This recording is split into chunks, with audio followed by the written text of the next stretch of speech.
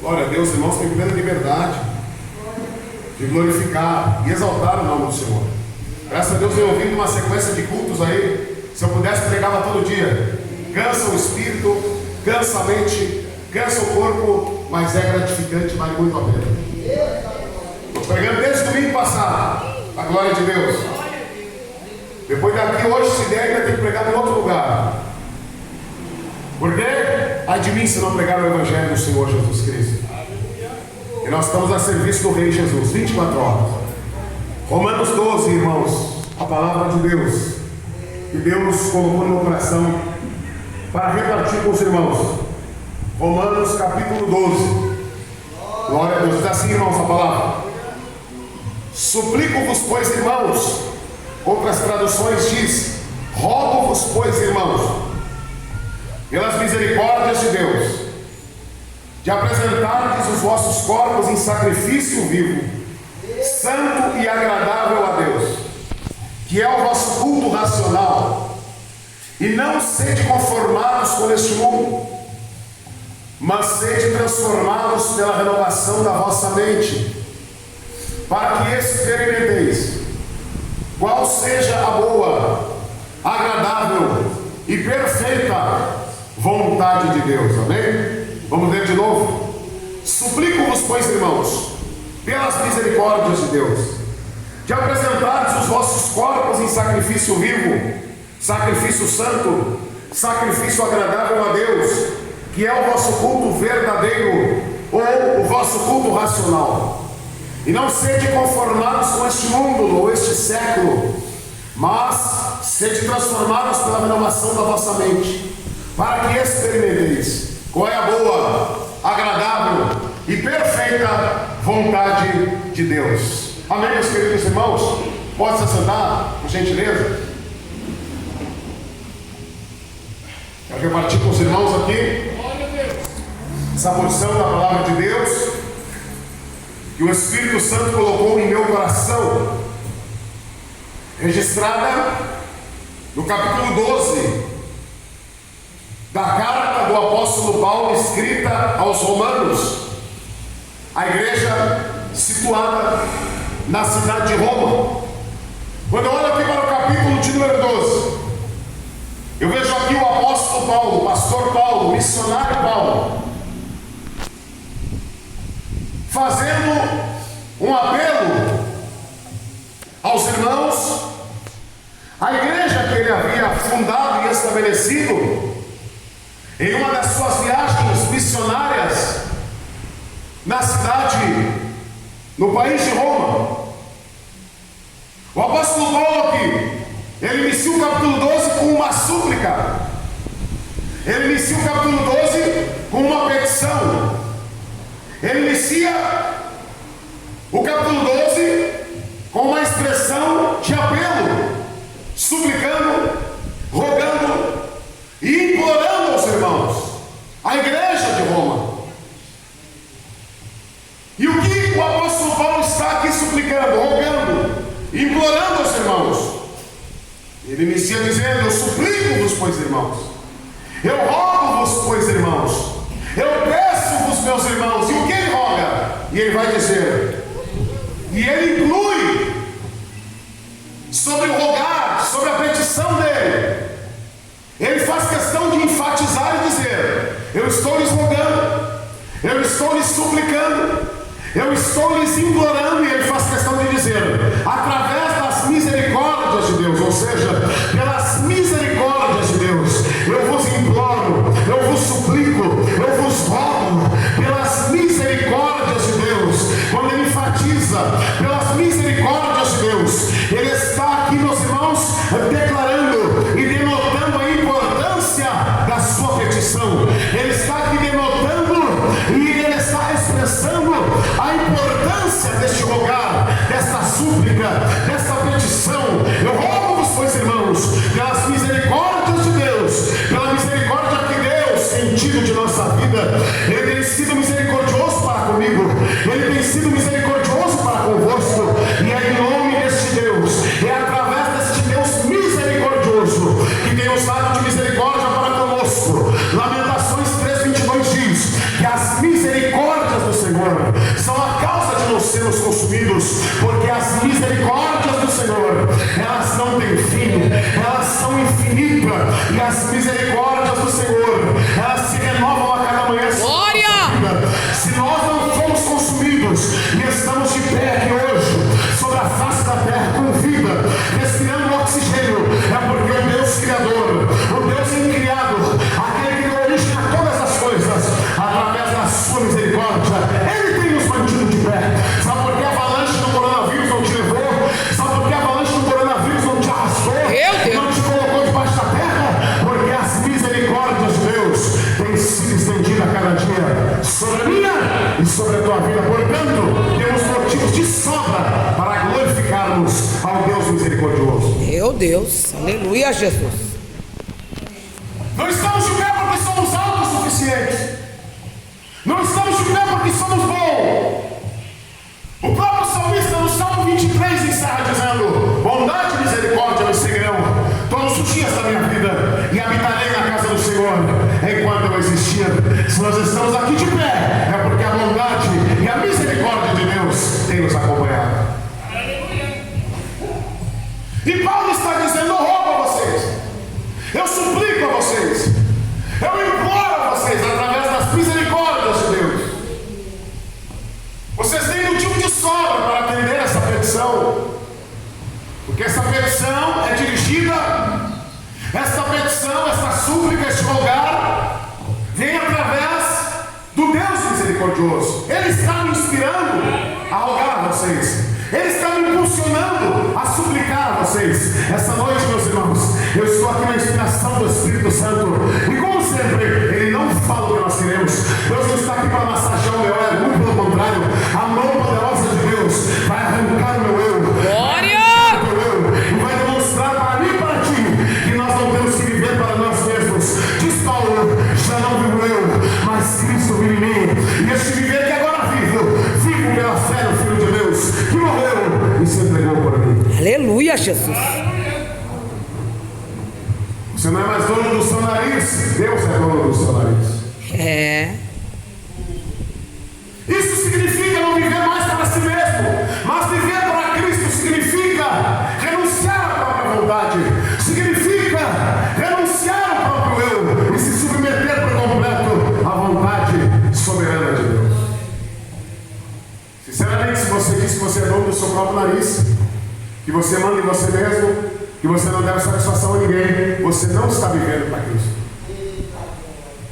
Porque aquele que vive para Cristo segue como exemplo de humildade, obediência que o Senhor Jesus nos deixou. E Paulo diz: rogo-vos, pois, irmãos romanos, pelas misericórdias de Deus, que apresenteis vossos corpos em sacrifício vivo, em sacrifício santo, em sacrifício agradável a Deus. E Paulo conclui dizendo que consiste no vosso culto racional, ou o vosso culto verdadeiro. Paulo está orando, suplicando, implorando aos irmãos romanos que eles venham se conscientizar, que eles venham ter uma consciência apurada e se conscientizar que um culto verdadeiro prestado a Deus, que um culto racional prestado a Deus, vai muito além da glória a Deus que fizemos aqui dentro, vai muito além da pregação que fizemos aqui, vai muito além do louvor que cantamos aqui. Tudo isso faz parte do culto, tudo isso tem o seu valor, a sua importância, mas Paulo está deixando bem claro: apresentei os vossos corpos em sacrifício vivo, santo e agradável a Deus, e ao vosso culto racional. Paulo está dizendo que, sobretudo, o culto verdadeiro prestado a Deus vai além das quatro paredes. E o que significa apresentar o corpo em sacrifício vivo, santo e agradável a Deus? Significa, meus irmãos, entregar o seu ser por completo a Deus. Significa você dizer a Deus: Deus, eu estou aqui com uma oferta agradável a ti. Deus, eu estou aqui, usa a minha vida como tu queres. Já não vivo eu, mas o Senhor vive na minha vida. Eu estou a tua mercê, eu estou à tua inteira disposição. É isso que Paulo está dizendo: entregue-se a Deus por completo, entregue-se a Deus sem reserva. Este é o verdadeiro culto, este é o culto racional que Deus espera receber de mim.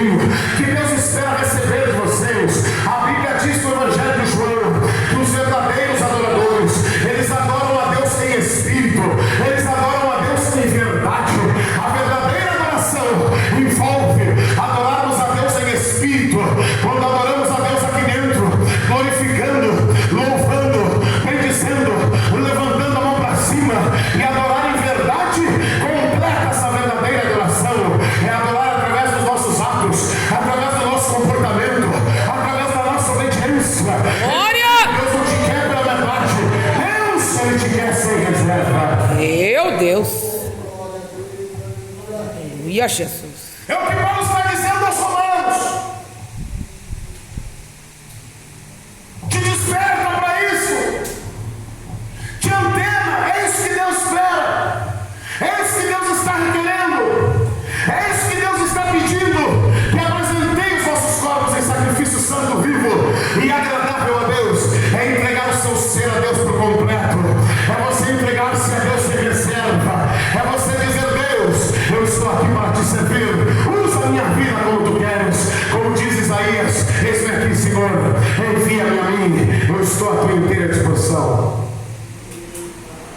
É o que diz Paulo: nada me separa do amor de Deus, nem a altura, nem a profundidade, nem o porvir, nada, absolutamente nada, nem criatura alguma pode me separar do amor de Deus que está em Cristo Jesus, o nosso Senhor.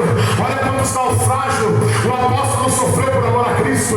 Ele e Silas, por pregar o evangelho do Senhor Jesus Cristo, foram jogados no cárcere, açoitados, mas a Bíblia diz que eles estão na prisão com o corpo todo dilacerado, cheio dos vergões, promovido pelos açoites. A Bíblia diz, meus irmãos, que mesmo aprisionado, mesmo com o corpo todo dilacerado, por apregoar o evangelho do Senhor, Paulo e Silas no cárcere, perto da meia-noite, eles louvavam ao Senhor.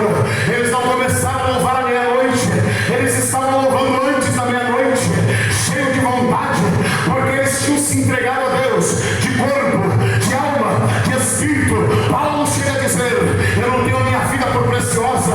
Ei, meu querido irmão, Jesus diz no Evangelho de Mateus: se alguém quiser salvar a sua vida, perdê-la-á, mas aquele que perder a sua vida por amor de mim, do Evangelho, este a encontrará. Quantos missionários são mortos, quantos missionários são decapitados em países comunistas como a China, em países comunistas como a Coreia do Norte, em países comunistas que não aceitam o Evangelho do Senhor, mas os missionários estão lá firmes. Sabe por que isso?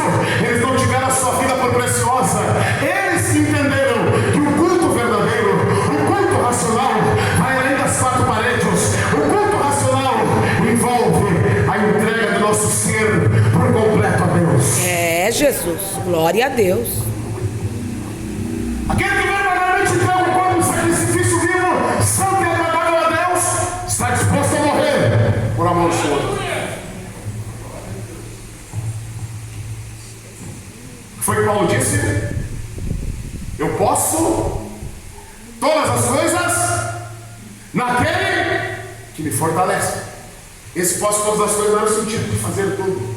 É claro que através de Jesus nós podemos fazer tudo, mas no contexto bíblico em que Paulo fala, é no sentido de suportação. Porque antes do versículo 3 do capítulo 4, quando Paulo diz posso todas as coisas, ele vem falando de fartura, ele vem falando de abundância, ele vem falando de ter fome, ele vem falando de padecer necessidade. Paulo está dizendo: eu sei ter abundância, eu sei padecer necessidade, eu estou instruído em todas as coisas, a vida me moldou, eu já enfrentei tudo isso por amor a Cristo. E Paulo diz: ainda que a escassez bata a minha porta, ela não vai me matar, ela não vai me sucumbir, ela não vai destruir os meus filhos.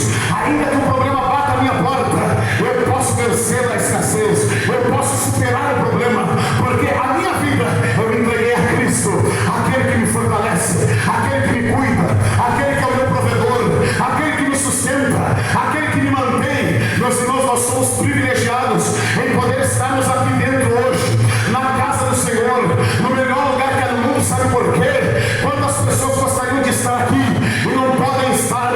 Hoje mesmo eu estava entrando ali no meu prédio, tinha uma moça ali na frente, e quando eu entrei ela disse: pastor, eu olhei para o lado, achei que ela estivesse simplesmente me cumprimentando pela educação. Eu cumprimentei de bom dia, e ela insistiu dizendo: pastor. E eu voltei, e ela me chamou: vem aqui por favor. E ela disse: tu é pastor? Eu disse: olha, eu sou pastor. Obviamente, hierarquicamente eu não sou pastor, mas estou no ofício pastoral. Eu disse: eu sou pastor. E ela disse: olha, tu pode orar por mim, tu pode interceder pela minha vida. Eu disse: eu posso orar por ti. Hoje à noite tem culto, eu já vou te incluir na oração, já vou orar por você. E ela disse que na verdade eu estou afastado dos caminhos do Senhor, eu estou longe da presença de Deus.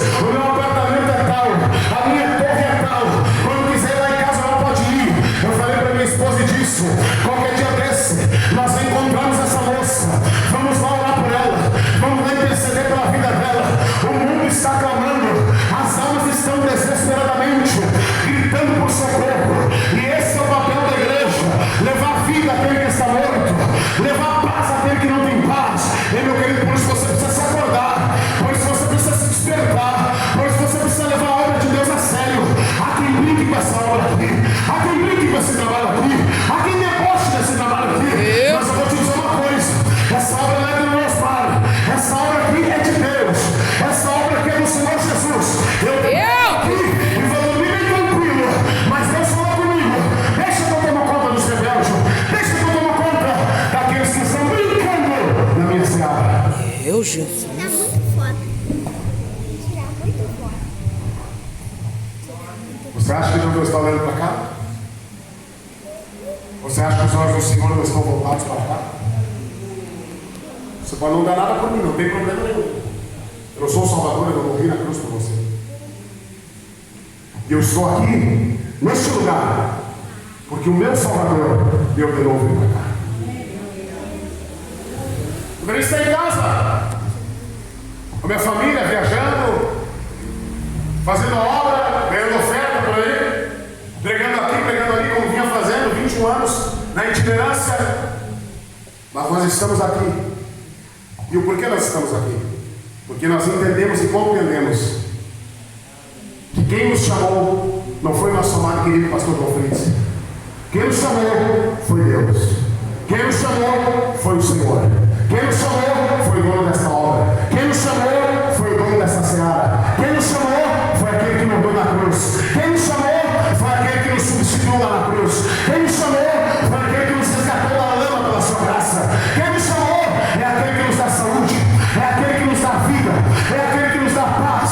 E meu querido irmão, o que escandaliza o pecado escondido dentro da igreja, o que causa escândalo é a desunião da igreja, que anda na contramão da vontade da palavra de Deus.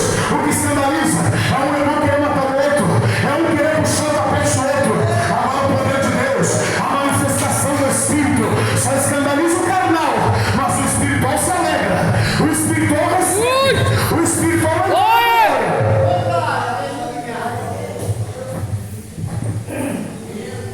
O poder de Deus não escandaliza ninguém. O que escandaliza é eu, como teu irmão em Cristo, que devo amar você, querer te matar. O que escandaliza e deixa Deus triste, irado, revoltado, é um Caim matar o seu irmão Abel.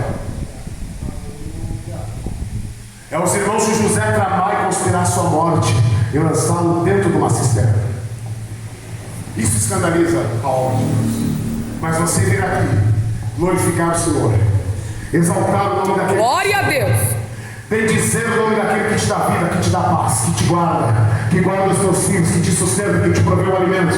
Ei, meu irmão, isso é gratificante, isso é uma honra. Estamos na presença, não do rei, estamos na presença do rei dos reis, na presença do Senhor dos senhores, na presença do médico dos médicos.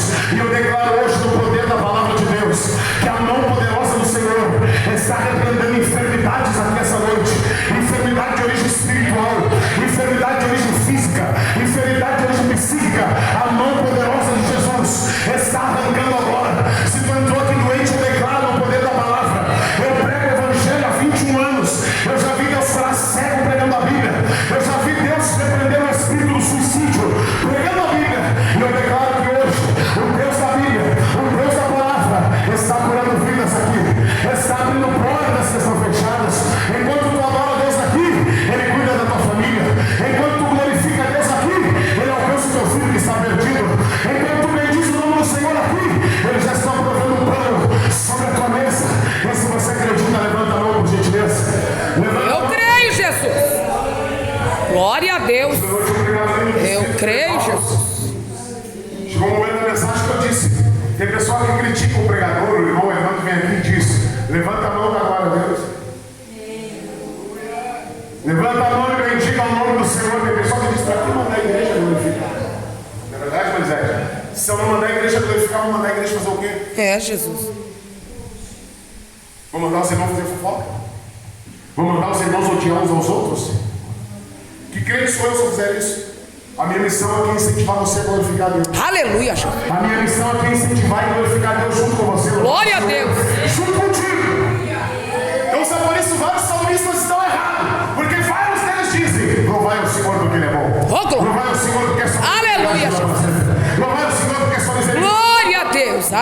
Aleluia, Jesus. Olha quantos salmos eles mandam glorificar. Louvai o Senhor porque Ele é bom. Louvai o Senhor porque a sua misericórdia dura para sempre. Louvai o Senhor porque a sua benignidade dura eternamente. Depois que Ele disse que apresentei os nossos corpos como sacrifício vivo, santo e agradável a Deus, que é o vosso culto racional, Paulo vai recomendar mais uma coisa aos irmãos romanos no versículo 2, e ele está dizendo: e não sede conformados com este mundo. A palavra mundo na Bíblia tem pelo menos 3 significados, irmãos amados. A palavra mundo na Bíblia tem pelo menos 3 variantes, dependendo do contexto em que a palavra está inserida. A palavra mundo na Bíblia pode representar o sistema mundano, perverso e corrompido, regido por Satanás, que se opõe a Deus e a sua palavra. A palavra mundo na Bíblia pode representar o mundo, geograficamente falando, os termos da terra. E a palavra mundo na Bíblia pode representar, e está falando da raça humana, do ser humano. E eu te dou um exemplo, com a palavra mundo se referindo ao ser humano, ao indivíduo, à raça humana. João 3,16, a Bíblia, que Deus amou o mundo de tal maneira. O mundo, no contexto de João 3,16, é a raça humana, são as pessoas, é o indivíduo. Somos eu e você. Quando a Bíblia diz Deus amou o mundo de tal maneira, a Bíblia está dizendo Deus amou a irmã Lisete de tal maneira, Deus amou o Antônio Marcos de tal maneira, Deus amou o irmão João Cantes de tal maneira, Deus amou a irmã Eva de tal maneira, Deus amou a irmã Silvia de tal maneira, Deus amou o irmão Adão de tal maneira, que deu seu Filho único para que todo aquele que nele crê não morra, mas tenha vida. E eu te dou um exemplo com a palavra mundo se referindo às partes da terra, geograficamente falando. No livro do profeta Isaías, Deus está dizendo, fazendo um chamado à salvação. E Deus diz: olhai para mim, vós todos os termos da terra. Olhai para mim, vós todas as partes do mundo, geograficamente falando. Em João, Marcos, melhor dito, 16:15, quando Jesus incumbe os discípulos da tarefa da evangelização mundial, ele diz: ide por todo o mundo, ide por todos os termos da terra, todas as partes, países e nações da terra, e pregai o evangelho a toda criatura. E agora eu te dou um exemplo com a palavra mundo, se referindo ao sistema mundano, corrompido, perverso, regido e governado por Satanás, seus demônios, que se opõem a Deus e a sua palavra. Aqui, por exemplo, no contexto de Romanos capítulo 12, quando Paulo diz: e não vos conformeis com este mundo, ele está se referindo ao sistema mundano, corrompido, regido e governado por Satanás e seus demônios, que se opõem a Deus e a sua palavra. Quando Paulo diz: não vos conformeis com este mundo, não é que você vai desdenhar ou desprezar as pessoas que não são cristãs. Não é nesse sentido que ele está falando. A mesma coisa que em 1 João, o pastor João diz: não ameis o mundo, nem o que há no mundo. Se alguém ama o mundo, o amor do Pai não está nele. A Bíblia dizendo isso, não está dizendo que você vai desprezar as pessoas que não têm Jesus. Muito pelo contrário, nós temos que amar as pessoas que não têm Jesus, mas odiar o pecado que nos afasta e nos distancia da presença de Deus. A exemplo do Senhor Jesus, ele não ama o pecado, mas ele ama o pecador. Então, quando Paulo diz aos romanos: e não vos conformeis com este mundo, ele está dizendo: ande na contramão do sistema regido e governado por Satanás e seus demônios, que se opõem a Deus e a sua palavra. Quando ele diz: e não vos conformeis com este mundo, ele está dizendo: o desejo e a vontade de Deus é que nós, como igreja, que fomos chamados para ser santo, separado, a palavra santo significa separado deste mundo, das trevas, e fomos trazidos para a maravilhosa luz, para darmos na contramão do sistema governado por Satanás e seus demônios.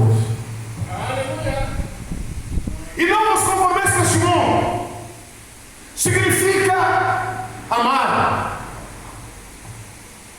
Colocar o amor na prática. E não vos conformeis com este mundo significa unidade na prática.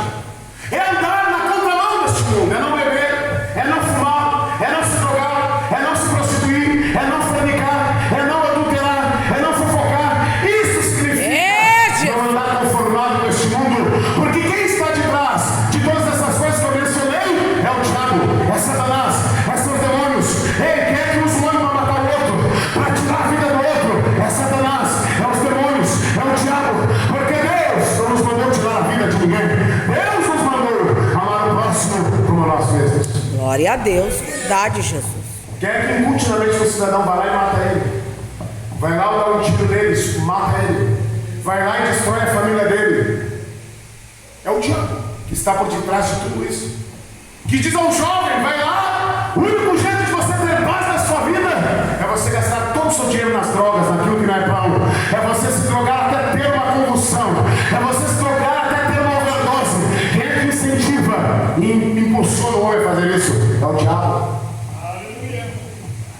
Porque ele está por detrás de tudo que é mal, de tudo que é perverso, de tudo que se opõe a Deus e a sua palavra. A palavra de Deus diz para o homem, não furtarás. O sistema mundano regido por Satanás, seus demônios diz, vai lá e rouba, vai lá e furta, vai lá e se aposta do que não é teu. A Bíblia diz, não matarás. Deus fala, e o diabo diz, você pode matar sim. Você pode matar alguém, não é pecado, não tem problema, não vai acontecer nada. Isso é normal, matar alguém é normal. E Paulo está dizendo aos irmãos, tome cuidado. Por isso que eu lhes rogo, eu imploro a vocês, dê ouvido às minhas palavras, dê ouvido à minha exortação, à minha demonstração. Deus está falando assim, porque Ele ama cada um de vós. Deus está falando assim, porque o desejo dEle é salvar a nossa alma, é que nós venhamos herdar as mansões celestiais. Por isso Deus, Ele fala dessa forma conosco aqui, como um pai que conduz os seus filhos no caminho certo. Assim o Senhor, por sua palavra, nos orienta a seguirmos o caminho que nos leva à vida eterna. Existem pessoas que são que nem o rei Acabe. Sabe quem era o rei Acabe? O rei idólatra de Israel. O rei Acabe gostava de palavra que massageasse somente o seu ego. Ele gostava de ser chamado de bom. Ele gostava de ser chamado de sensacional. Esse era o rei Acabe. Se falasse uma palavra que confrontasse ele ficava bravo. Ele não ia mais na igreja, não ia mais no culto, ficava de beijo virado. Mas eu vou te falar uma coisa, o evangelho é confronto. O evangelho é confronto, sabe por quê? Hoje em dia por aí estão pregando o evangelho sem cruz. Você vê em muitos lugares, você não vê eles pregar sobre a salvação. Você não vê eles pregar que para entrar no céu tem que renunciar esse mundo. Você não vê eles pregar a verdade para as pessoas, eles maquiam. E você só vê eles pregar sobre dinheiro. Você só vê eles pregar sobre prosperidade, que não é pecado. Sendo abençoado por Deus, Deus não deu um ouro da prata. Mas a prioridade do evangelho é pregar a salvação, é pregar o arrependimento, é enfatizar a obra redentora de Cristo. Lá na cruz do Calvário, nós pregamos aqui sim sobre prosperidade. O nosso Deus é rico, mas a nossa primazia neste lugar é pregar o caminho da salvação, é anunciarmos que Jesus morreu na cruz há mais de 2000 anos atrás, e hoje Ele está de braços abertos, e Ele estende a sua mão ao mais vil pecador, e Ele te oportuniza a recebê-lo como o único e suficiente Salvador da sua vida. Sabe quem é que diz para ti, não vai lá, não vale a pena? Sabe quem é que diz para ti, tu está perdendo teu tempo indo lá? Sabe quem é que diz para você, fica em casa que você ganha mais? Sabe quem é que diz assim, ó, se você morrer hoje, amanhã faz um dia? É o diabo. Satanás, sabe por quê? Ele vivia no céu, ele morava no céu, ele sabe que o céu é lindo, ele sabe que o céu é belo, ele sabe que o céu é a habitação e a morada de Deus, e ele vivia lá. Ele resplandecia mais que todos os anjos, destacado por Deus, mas um dia por seu orgulho, seguido da sua rebeldia, foi expulso do céu e transformado em demônio. E para ele não tem mais perdão. Sabe por que não tem mais perdão para ele? Porque ele pecou, não pecou no corpo de carne e osso, que nem o nosso aqui, ó. Ele pecou no corpo espiritual, ele pecou no corpo glorificado, Ele pegou no corpo imortal. Por isso não teve mais como voltar atrás e ser perdoado por Deus. E o destino dele, sabe qual é? Ele não está no inferno. Ele não está no inferno. Ele não está no inferno. Quando Deus interroga ele no livro de Jó, Deus diz assim: ó, da onde tu vem, Satanás? Ele diz assim: ó, eu venho te rodear a terra. Eu venho te passear por ela. Ele diz: eu estou passeando pela terra. Então significa que ele não está preso. Ele está bem vivo e ativo no planeta Terra. Essas carnificinas que acontecem, essas matanças que acontecem, esses abusos, infelizmente, com crianças que acontecem, ele está por trás de tudo isso. Vem de rodear a terra e passear por ela. 1 Pedro, o pastor Pedro diz assim: vigiai, porque o diabo, vosso adversário, é teu inimigo, não é teu amigo. Ele quer te destruir. Não pensa você que ele está brincando comigo e contigo. Não pensa você que ele é alguém para o padre. Não pensa você que ele respeita a idade de alguém, não. Ele é demônio. A natureza dele é essa. Ele é nosso inimigo. Ele quer destruir a mim e a você. Ele quer que nós vamos para onde ele está destinado a ir. Observe a Bíblia. Quando Jesus libera daquele endemoniado gadareno, quando Jesus está aproximando-se dele, os demônios, uma legião que estava naquele homem, cerca de 6 mil demônios no corpo daquele ser humano, vivia no cemitério subjugado, longe do convívio da sua família. Quando ele avistou Jesus que estava vindo, os demônios já se desesperaram, já se descabelaram e começaram a gritar. E sabe o que os demônios disseram para Jesus? Temos nosso motivo. Tu vieste nos atormentar antes do tempo, os demônios falaram. Por que ele disse antes do tempo? Observe que os demônios são seres reais, têm consciência. E ele disse assim, ó, eles têm vontade também, porque depois eles disseram: não me lança para o inferno, permita que eu vá para a manada de porcos que ali está. Sabe por quê? Segundo a Bíblia, há demônios mais terríveis, há demônios muito fortes que estão presos no abismo. E talvez esses demônios, temendo esses demônios mais terríveis, que Deus os prendeu no abismo, que serão soltos no período da grande tribulação, quando Jesus levar a igreja, a Bíblia diz que Deus vai soltar, vai permitir esses demônios vir à terra. E esses demônios que estavam no gadareno eram mais fracos que estes que estão presos no abismo. E eles disseram: não me manda para o abismo, mas deixa eu entrar nos porcos. Eles tinham medo daqueles demônios que estão lá presos. Estou te alertando essa noite. Eu estou te admoestando, te advertindo e alertando você de que a batalha do mundo espiritual não é brincadeira. Precisamos nos blindar do poder e da presença de Deus. Então eu vou te dizer uma coisa, veja bem, o quão oportunista é o diabo. Numa balada, em uma noitada, numa festa, qualquer desentendimentozinho, qualquer fagulha, faísca, às vezes é motivo para um tirar a vida do outro, porque Satanás, que está no controle deste mundo, que se opõe a Deus e a sua palavra, ele está por detrás de tudo isso. E Paulo está dizendo aos irmãos aqui, ó: não vos conformeis com este mundo, não vos conformeis com este século, ande na contramão deste mundo. Se submeta à vontade de Deus é melhor, porque se você se conformar com este mundo, se você andar de acordo com a vontade do diabo, se você decidir pelo seu livre-arbítrio, porque Deus não obriga ninguém a servi-lo, a segui-lo, é nós quem temos que decidir se queremos Deus ou Baal.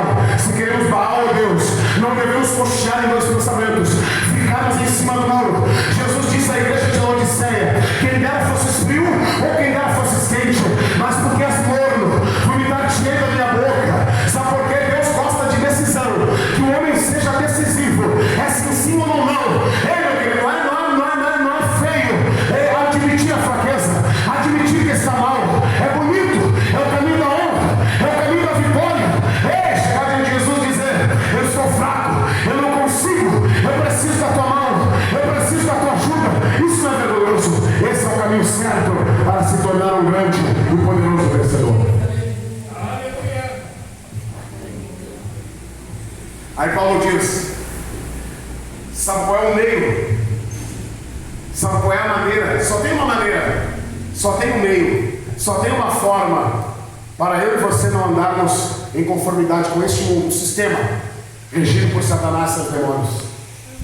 Só tem um meio de nós sermos fortes e conseguirmos nos manter de pé e enfrentarmos e encararmos este sistema perverso que está aí fora. e não cedermos à tentação do mundo. Só tem uma forma. Paulo diz que pelo Espírito Santo que habita em nós, mortificamos as obras da carne, através do poder do Espírito que está dentro de nós, somos fortes o suficiente e conseguimos mortificar e vencermos a nossa carne. E Paulo disse: sabe como é que eu vou te dar a receita agora? Sabe como é que você consegue não se conformar com este mundo? Sabe como é que você consegue vencer este mundo? Sabe como é que você consegue bater de frente com esse sistema regido por Satanás e seus demônios? Sabe como é que você consegue vencer isso? E Paulo vai dizer: e não vos conformeis com este mundo. Ele vai dizer: mas transformai-vos pela renovação da vossa mente. O segredo para vencer este mundo regido por Satanás e seus demônios, o segredo para bater de frente com esse sistema maligno que está aí fora, é renovando a nossa mente, é renovando o nosso entendimento, é renovando a nossa mente, porque a mente é por onde tudo começa. Por isso que temos que tomar cuidado com a nossa mente, com os nossos pensamentos. É onde o diabo quer tomar. Ele tomando a mente, desce para o coração e executa. Por isso Deus está dizendo por intermédio do apóstolo Paulo: você consegue vencer este mundo renovando a sua mente. E como é que você renova a sua mente? Como é que nós renovamos o nosso entendimento? É por intermédio da palavra de Deus, é lendo a palavra de Deus, é orando, é se consagrando, é em contato constante com Deus, é em comunhão com o Espírito Santo. A nossa mente vai se renovando, a nossa mente vai se fortalecendo, e nós conseguimos ter a estrutura necessária para vencermos o mundo, o pecado e o diabo. Não é com a nossa força, não é no nosso eu, através da renovação da mente que ocorre pela palavra de Deus, pela adoração verdadeira que prestamos a Deus, pela oração, pela consagração, pela leitura bíblica que fortalece a alma e a fé do cristão. Ei, meus irmãos, Paulo dá um conselho dizendo: se você está de